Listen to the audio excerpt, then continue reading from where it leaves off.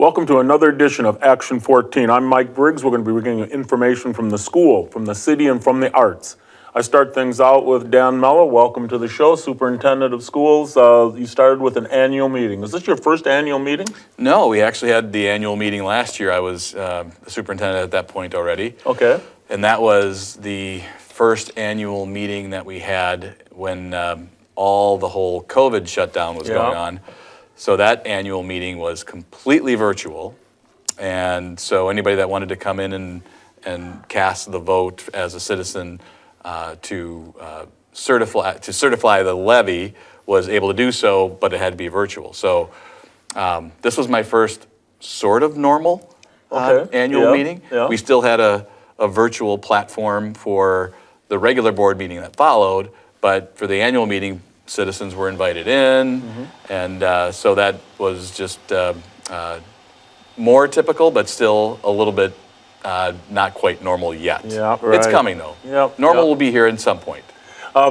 Annual meeting. We have one every year because?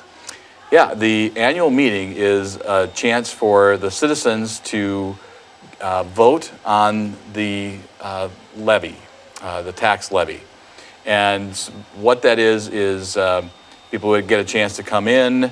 The board actually turns over the meeting to the citizenry.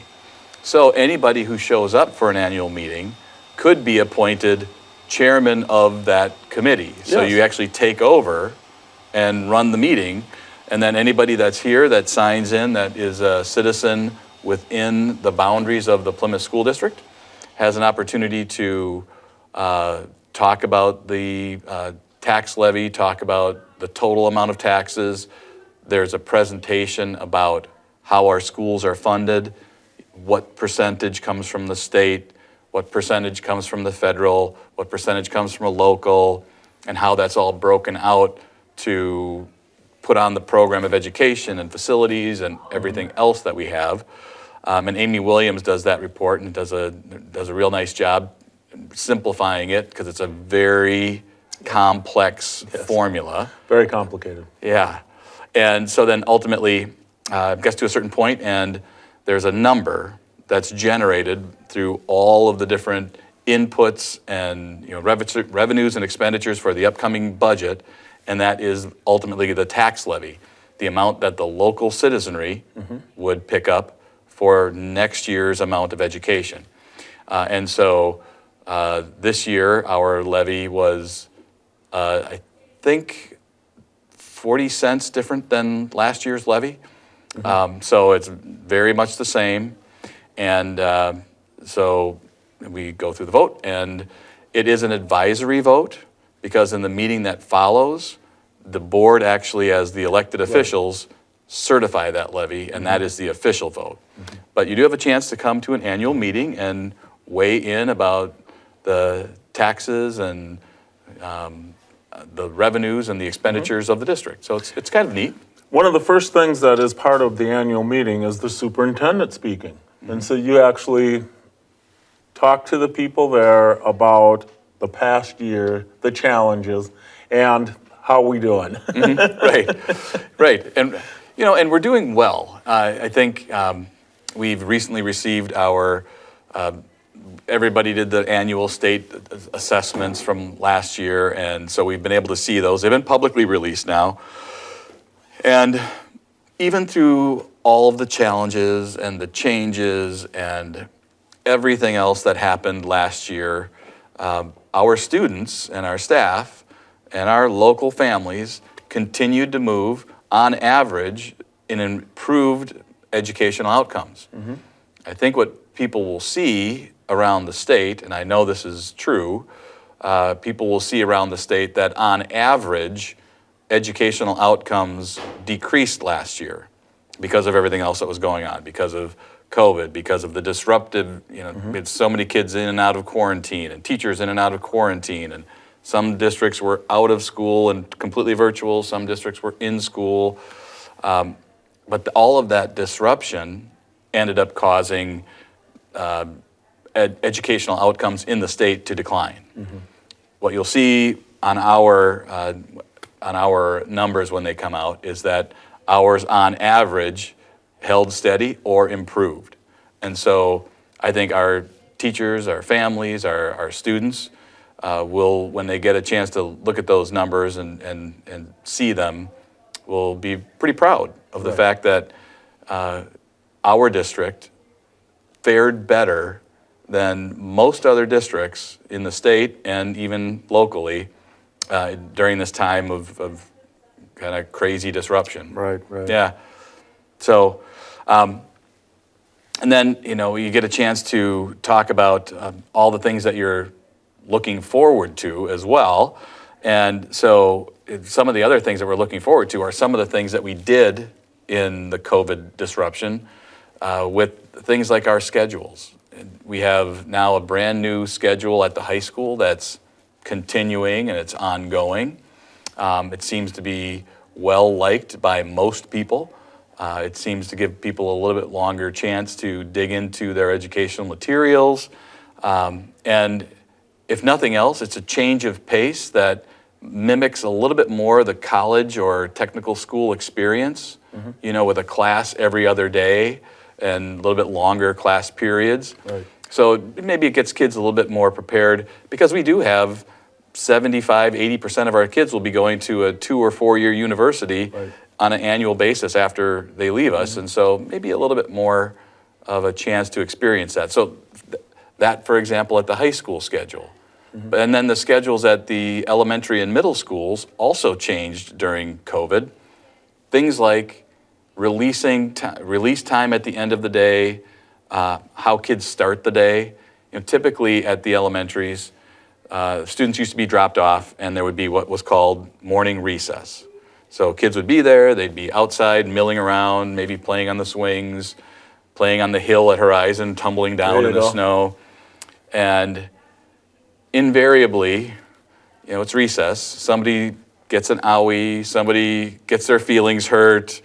Friends that were fighting yesterday are now fighting today. And so it tended to start the day off sometimes with little, so there'd be some upset kids on a daily basis at that. So during COVID, we were kind of stopping all of that interacting. Right. But what we realized was that we don't need to do that morning recess anymore. We can just have the kids come into their classrooms. The teachers are spending more time. They're giving up more of their prep time in the elementary because they realize that when the kids come in and they're settled, they're coming right in from mom and dad or right in from the bus, coming right to the classroom. Teacher is gathering them in. Everything is fine. We're starting the day on a much more even keel. So those types of things have continued on in the elementaries, and there are some in the middle school as well. And then there are programs that we started. Having to have materials and resources that you could use that were good research-based materials, because you'd have a teacher in class, but maybe a kid at home. Yes. Maybe 3 or 4 of your kids are at home. You need to have things that you can't just do in class and show them. You have to have things that they can have, they can show, they can see, and they can learn with, and then you facilitate their learning. So it was a different type of material, a different type of resource. And so we invested in technology resources. We invested in social studies curriculum resources, science curriculum resources, and especially in the low elementaries, some phonics resources. And so all of those resources now, we've had a year's worth of, learning on the fly, but now people are comfortable with them. They know how to use them. They know how to use them in more of a crisis situation, and they're pretty good at it. And so all of those resources are available to the kids and to the teachers now. So those types of things continued as well. So yeah, we fared well because of a lot of hard work and a lot of dedication and communication and all of those things, and kids continued to learn. But we also picked up a lot of new and interesting things that are continuing on this year. And so now when we're all back together, things have calmed down somewhat. I think that those you'll see in our kids' educational achievement moving forward, that we're going to have continued growth, and that's our goal. Our number one thing is always, Absolutely. how much are the kids learning, and how can we help them learn more? Yep, And yep. so that's the primary mission. And it was a very positive speech you gave to the people here at the annual meeting. I wish there were more community members here at the meeting.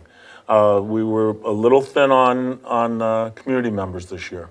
It was very interesting. We've had a lot of community members recently because there's some controversial issues out there, and school is kind of a place where those things come together.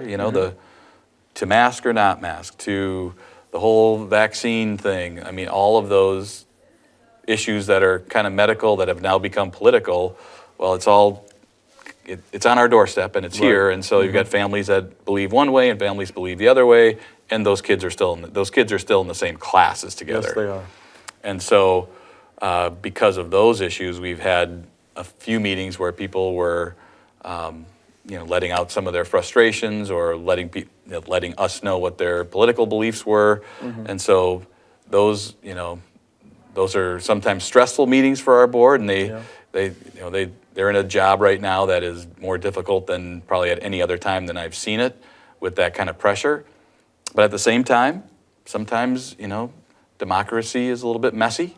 Yeah. And there are people that have opinions on all sides, and you need to try to find where we can agree. And that was Bob Travis's message is, yes, and he's the board president, and Right.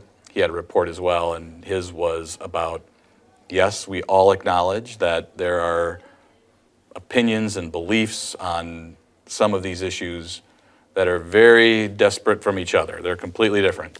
But yet, our goal is the kids to achieve. We can all agree on that. Our goal is for our kids to have a good and safe environment. Our goal for them to learn to be good friends and sportsmen and players of instruments and all of that stuff. We can all agree on that. So how do we focus on that and maybe keep all these other things from getting in the way? Yeah. So Yeah, it was all good. And then actually Amy Williams had some good news too. right. Amy Williams, the business manager, the numbers look pretty good. Right, as I mentioned before, our tax levy is just about exactly the same as what it was last year, so no increase. And if you know that you've seen inflationary pressures are increasing a bit, and housing values are skyrocketing. Right. Because of that, because the tax levy stayed the same, and valuation of houses and property increased, our tax levy is going to be it's always an estimate until it's finally done, at the time that we actually go out to collect taxes from the citizens. Right. Somewhere around a little bit over $7.80 per $1,000 value. And so in my 20 years here, it's never been that low. We're well below the state average. And so people that are wondering if we're a fiscally responsible district, I think you can rest assured by looking at, look at the numbers. We are very fiscally responsible, and we put out a really good product. Right. Now, after the annual meeting, you have your school board meeting. I'm ending the annual meeting because it was probably the shortest annual meeting I have been to in the last 20 years. And so you went into then the October school board meeting. Right. And again, not a lot of information because we were expecting the annual meeting to go longer. At the same time, all good news. We have a lot of good news that is happening within the Plymouth School District. Our COVID numbers, let's talk about that first. Sure. Our COVID, our mitigation strategies are less than what they were last year. We're more included. We're mask optional. We're recommending masks. We're recommending vaccines, but we're not mandating those things. Most sports and the fall play, which is being practiced right in the auditorium right now, all of those things are in person. Our family meetings, our conferences, they're in person. and people have the option for virtual, but most people, the vast majority, just a few aren't opting for in-person. And with all that being said, our numbers were a little bit higher in September. They dropped down into the last 3 weeks into the single digits. Last week we had a little bit of a blip, but part of that is also the fact that we are offering at the high school, not inside the high school, but there's a tent outside, except on windy days. Yeah, I know. There's a tent outside where you can come and get a COVID test. And That's open to the public, It's not op- just to our staff and students. correct. Open to the public, and people can come up. You can get on our webpage and make an appointment ahead of time so they know you're coming. You can drive up, but it takes a little bit of time if you drive up and get a test and get an appointment then.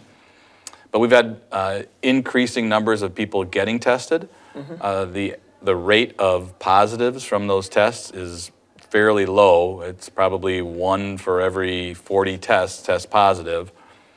But it has really helped in that kids and parents who've come and they maybe are sick, there's a lot of illnesses going around right now, like coughs and everything else that aren't COVID. And if you've got those symptoms, we're saying stay home. But people can come here now and they can get the test. It's a rapid test, and as soon as they get that rapid test and they're cleared to come in, they can come right back to school. So we've had a number of teachers and a number of students that have had those symptoms, maybe would have had to have stayed home, but they're able to come to school and not miss school time and not miss teaching time because we've got that here. But again, it is open to the public. Right. So because of that, and people are learning about it more and more, we're having a little bit of a blip, an increase in the total numbers of people that have actually tested positive. Let's for talk it. about the biggest crowd I've seen in quite some time, and that was homecoming. It was huge. We had a huge crowd at the football game. Again, we had a parade this year. Yep. That all worked, and it was a great time. It was great to have people back in that, the alumni were back, community members were back, and I think people miss that. Yep. Homecoming's a big thing in Plymouth, and not as much just for the football game or the activity. A lot of it is people plan to come back just because it's homecoming and they see friends from years ago and they don't live around here. And we had people from multiple different nations again coming back home here, and all kinds of different states coming back. And the game, it was a nice night for a football game. That was night. And in that week, the Plymouth sports teams that competed were undefeated. Right. So we were undefeated for the homecoming week, which was a big plus for volleyball and soccer and swimming and everybody. So that was great. Yeah, let's go one step further about athletics, though, because it was it's still a fantastic year for a couple teams. However, it was a fantastic year for all of our sporting events. Right. In our conference, there's a trophy that's given out for the school that wins the most conference championships in all the different sports. And again, this year, we're starting out the year pretty much dominating our conference in all those areas. And so we've had that plaque now since we joined the conference. And if this fall season is any indication, we're going to keep that rolling. That's right. Because we're conference champs in just about everything. Yeah, football is undefeated as we speak here tonight. Won the conference and we're 9-0 going into the playoffs, and they won their first playoff game. And we'll see what happens as we go down the next line. But congratulations to the football team. Oh yeah, they're playing well, and this will be a much bigger challenge this week than last week. The cross-country team both did a fantastic job. In fact, the girls' cross-country team had a runner go down, or the team would have gone to state. Right, it was right there. Yeah, right there at the very end, a player went down that was in the very top. We would have easily sent the team to state. I feel sorry for the girl that went down. I feel sorry for the team, but let's not take away the fact that the cross-country team was conference champs. Correct, and the boys were placed second in, and that was completely unexpected. Right. They really ran great at conference because nobody was expecting them to take second place. So, And let's go to soccer. Right. Soccer was fantastic this year. yeah, they've kind of steamrolled right through their conference as well, and now they're in the playoff series, and who knows what the limit is for them? I mean, they could go as far. The wind plays a big. I've learned this. The wind plays a big role in soccer. Okay. So as long as the wind is in our favor, I think we've got a chance to take it all the way this year.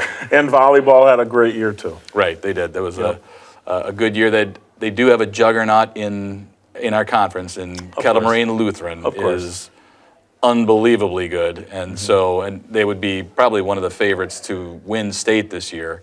They just happened to be in our conference, but otherwise we were top team in our conference too. Yeah. Well, let's also talk away from athletics. Let's talk. We have an activity coming up in the next week Yes, on the stage. that's right. Yep. Last year we did not have a fall play. This year we're having a fall play that's in person. We're intending to have our performances with parents to be able to come see those things. So our fall play this year is Shakespeare, and it's A Midsummer's Night's Dream. And the shows begin on November 4th through the 6th, if I remember That is correctly. correct. And a Sunday matinee on the 7th. Okay.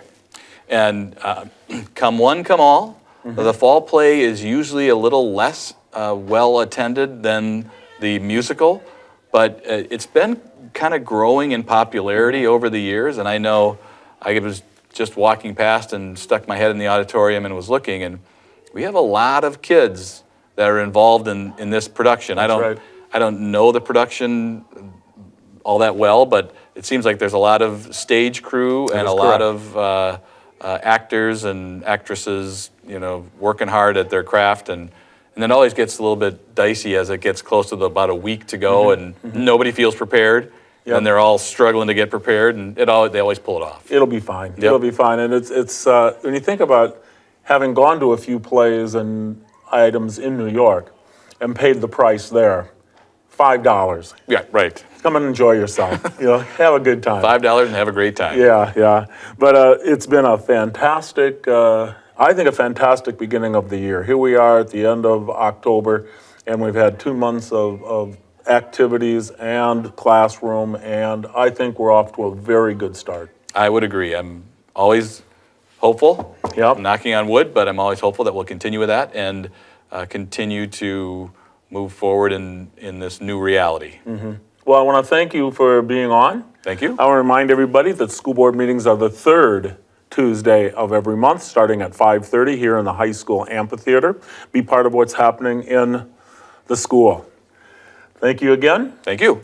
When we come back, I've got the mayor is going to be in the hot seat, and he's going to have a few things to explain to me here on this cool night in Plymouth. So stay right with us. You're watching Action 14. Welcome back to Action 14. As promised, I've got the mayor in the hot seat. Welcome to Action 14. Thank you, Mike. It's always a pleasure to be with you and our TV viewing audience and keep them up to date on what's happening in the community. It's been an odd couple of weeks here in Plymouth, Wisconsin. I've read in the paper a few things that the dismissal of a city administrator. There's a lot of activity happening in downtown Plymouth right now. There is, and it's probably not the best time for it to happen, but it is what it is, and so we're in the middle of, toward the end of our budget process, just like the school system and the county, and we are going to push our approval process back a couple weeks because we've got to get that taken care of with our interim director, Kathy Austin, will jump back into the fray of things, and our utility director, Kim Ross, will help in that process significantly. So we're hoping to still meet our deadline, even though we pushed it back 2 weeks. That's our drop dead date. We've always had that as a possibility. But And that is November 23rd. 23rd. Yeah, Tuesday before Thanksgiving. Yep. So we're hoping that we'll come in and we have confidence that they'll be able to, I met last week with all of the department people and then twice with those two directors personally to go over some of the information. And it's a process that is eliminating things as you go. We hope to make that presentation to the council the first Tuesday in November. And then, of course, we have to publish it so that we can have it ready for the public hearing on the 23rd. But I think with them leading the way, we'll be in good shape. And I guess the question a lot of people are asking is what happened, and the simple answer there is that we don't talk about personnel issues. Yeah, yeah. So it is what it is. But speaking of the city budget, expectations at this point, how you feeling? I know we just had the school people here talking about their numbers. Well, I didn't catch all of the school numbers, and I don't know, the part that I did catch sounds like they're gonna come in better than we are. So I might have to give the superintendent a little nod there, but we're trying to prioritize, as we do every year, all of our repairs and maintenance issues. We constantly look at our policies, which we've had in place now for a long time, and they're really paying dividends. We're not having these pesky repair bills that we used to have quite regularly. And so I think overall we're in great shape. Maybe our biggest problem, and we all have that in our daily lives, is our fuel problems. Right. And those are jumping through the roof, and of course, everything that the city and utility runs is based off of fuel. So that's gonna be a real problem with us, and we're kind of looking at about a 15 to 20% jump on that. But we do hope, and meeting with the department people last week, I reiterated that we want to hold the line at a 1% increase. Okay. That is a tall measure to solidify, but it's going to take some real big hatchet chopping to do it. And our biggest problem is we don't have a definition, even today, out of Washington on all of this stimulus money. What they told us we could use it for last week changes this week. Yeah. And it's becoming a real challenge in trying to get approval before they change it again. So we get approval, then they send out a letter saying, well, now just hold a minute, you know, we have some new directives. Yep. And it's causing us our repetition of doing things is totally unnecessary, but it is what it is, and we're coping with it. As we look towards winter, I had to think about winter here in the last 2 days. You know, we had probably our best frost this last weekend. And are we ready for winter? We are ready for winter. We stocked up last year. We didn't use half of our allotment, so we're in good shape there. We did have 3 new pieces of equipment last year, so we're ready to go there. We actually ordered 1 additional piece last year, and we were expecting it to come in May of 21. We're now hoping that we get it by January or February of 22. Right. And it has to be a snow piece of equipment. Yep, So yep. it's like, can't you just move that up a couple months? But everything is back ordered everywhere, no matter what you do. And we were told that it would be a 6-month lead time, so we placed it early. It now is probably gonna change into 12 months lead time. And the timing may not be the greatest, but oh well. That we can't do much about that. Because of fuel costs going up, et cetera, does that mean there will be no money left to work on the roads now in 2022? Am I going to have the city streets are gonna be undamaged? Well, I think the easy answer is we're not going to be that lucky because we have to keep up our road repairs. The 0.5% sales tax that the county imposed about 6, 7 years ago, we have an agreement every year to dedicate that money, and we get about 100,000 in round numbers to road project improvements, infrastructure. So we're definitely going to spend the money to abide by that contract. And then we look at our DNR agreement for lead replacement on laterals. We try to coordinate the two of those. I think I can definitely say we're not doing a big project this year. So we're looking at 3 different little projects, 1 block apiece. So for that section, there will be an interruption, but it won't be the massive summer-long, 6-block-long school interruption.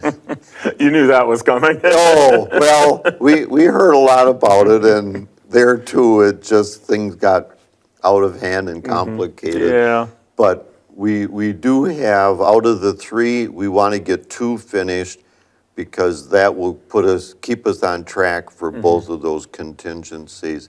And being 1 block, it won't be as disruptive as in several past years where we did whole streets and disrupted people for the entire summer. So we will get away with a little bit less interruption, but we do that so that we keep pace with our agreement process. Well, that and we want to continue working on the water. Oh, that's critical.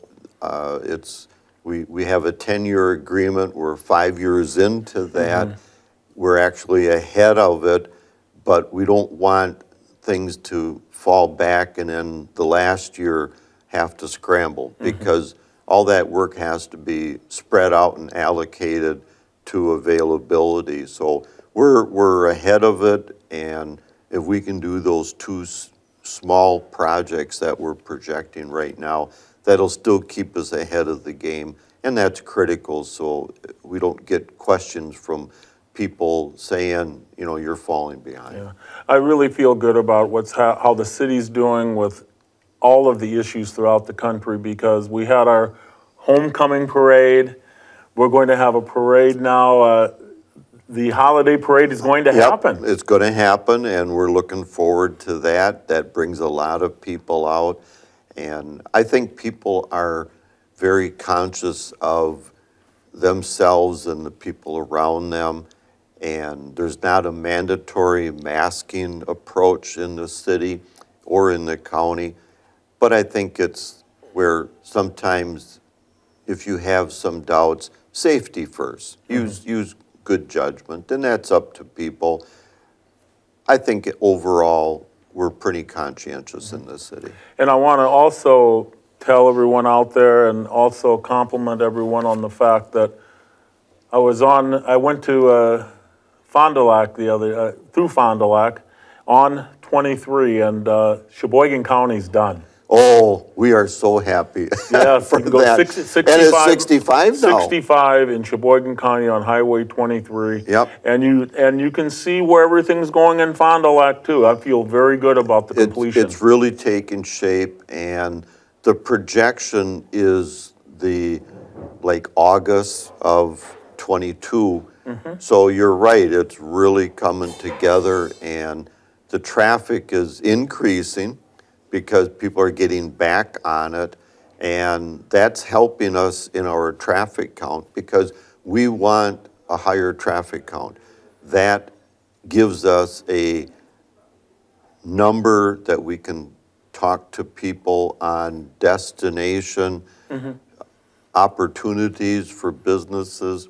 So we actually were doing that count just a couple weeks ago, and we'll refresh it in the spring. But yeah, it's a big puzzle, and we're really excited to see 23 up to speed.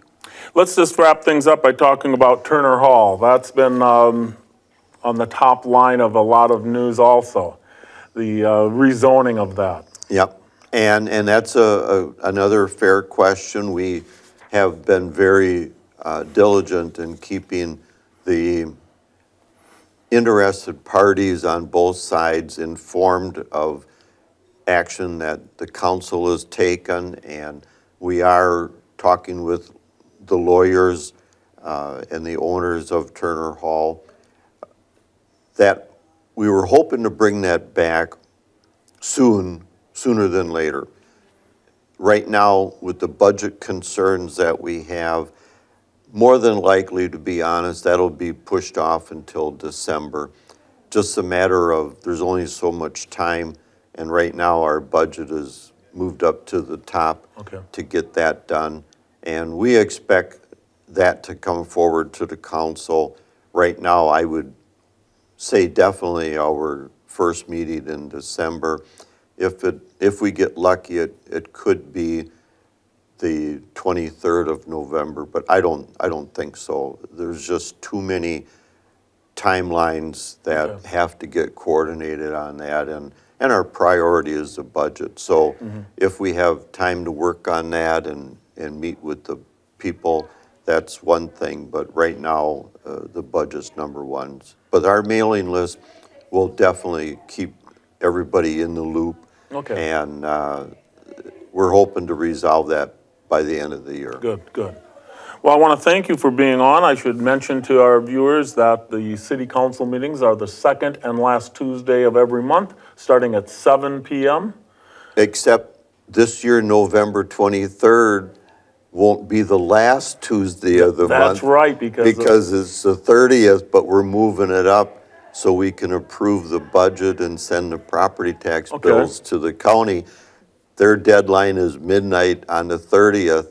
We can't get them to them on midnight the 30th. Okay, so we moved it up a week. So only this time will it be the 23rd. In November, it will be the same night as school board. Correct, yeah. Okay. So people have to dodge in between the two or something. Well, school board is at 5:30 here in the high school amp. Then we have to jump down to City Hall for 7 p.m. Come down, Yep. and that's our public hearing night too. Okay. So all right. it'll be interesting to see how that all fits together this year. Right. Well, thank you again for You're being welcome. on. My pleasure.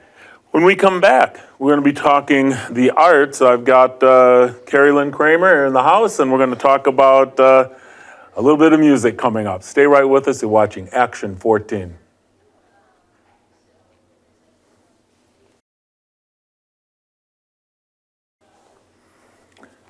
Welcome back to Action 14. As promised, we're going to be talking about a little bit of music. Carrie Lynn Kramer, welcome to the show. Thank you. You've got, again, Yep. a Celtic Christmas coming up. Yes, we do.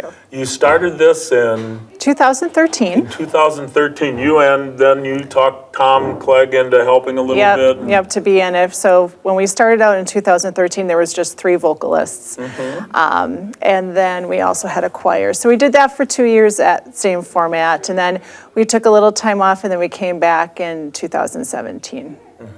And now you're getting everybody together again. You've got some of the same names are coming back? Yeah, since 2017, we added 3 other singers, got rid of the choir.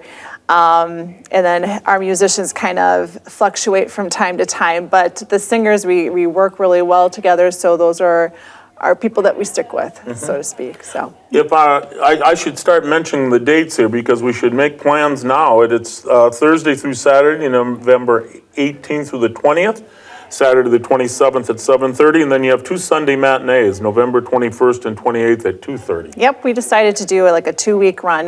This is the first time that we're doing it on Thanksgiving weekend. Yeah. We're hoping to, if people are out of town or visiting family, that is something that they could all do if they wanted to. Well, and they possibly will be downtown anyway on the Friday after Thanksgiving. Right. And get warmed up for showing up on Saturday. Sure. I know a lot of people, including myself, that come back from Thanksgiving to see the parade. Oh, And so I'm sure. already back in town. Yeah. Yeah, now, what gave you this idea to begin with? The Celtic Okay. Christmas. What started this in Oh, 2013? You know, my family, we are big PBS watchers.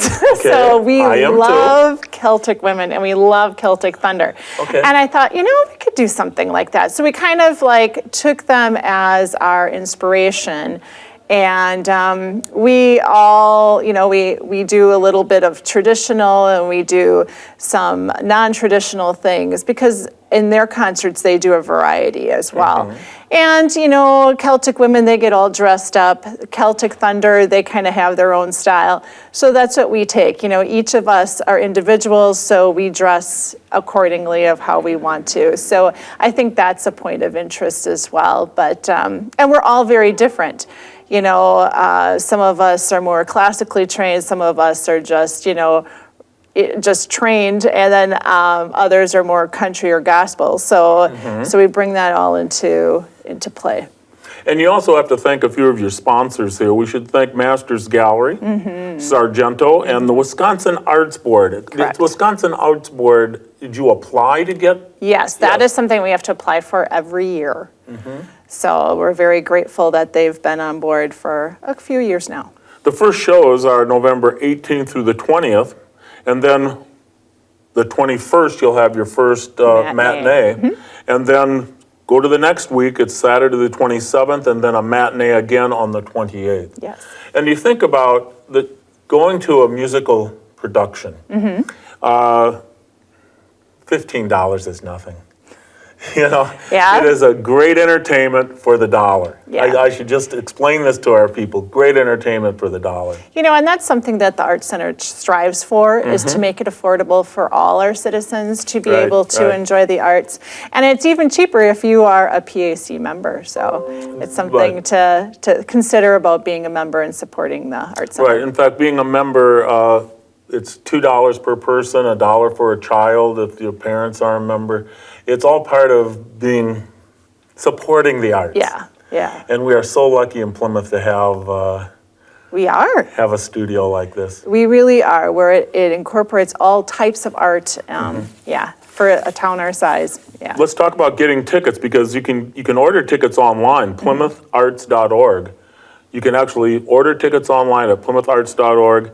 Give them a ring at 892-8409, or stop down. That's what I think you should do personally. Stop down and see everything down at the Arts Center. Now, There's so many things happening. There always is. And I should mention that we are only selling 64 tickets per show. So we're keeping it small because we don't know what's coming down the turnpike and we want to keep everybody safe and well. Yeah, so enjoy. You've been doing this now, this is probably your 6th year. You take away, yeah. you started on the 13th, and then the last one was on the 17th, and now here we are back again on the 21st. It's going to be fun. Yeah. Yes, it's going to be fun. Let's talk about some other things happening down at the Arts Center. Right now, down at the Arts Center, they have the holiday membership show, which Well, actually, that's coming up. that's coming up. What we have now hanging up are the paintings, Paint the Town in Fall Colors on the wall right now. Yeah, that is one of my most favorite exhibits. It's the plein air exhibit. We had some phenomenal artists from all over the state of Wisconsin and some from out of state. This is the only art exhibit. It's in the gallery this year, which is new. Usually it's in the Great Room, and the lighting and everything is just so perfect. And if you like something and you want to buy it, you can just take it with you that time. That's right. That day, yeah. That's why you should get down there as quickly as you can to see the art from around Plymouth. Yeah. I had to drive through town a couple times in the last 2 weeks before this, and people out there on their chairs painting, and out by the railroad tracks. It was just, some fantastic art is sitting on the walls at the Arts Center that could be in your house. Yeah. Yeah. It's that easy. It's that easy. So make plans to come down there. Now let's talk about what's coming up. The holiday membership show is coming up. They're going to have a quiet opening on the hors after Thanksgiving. Yep, November 26th.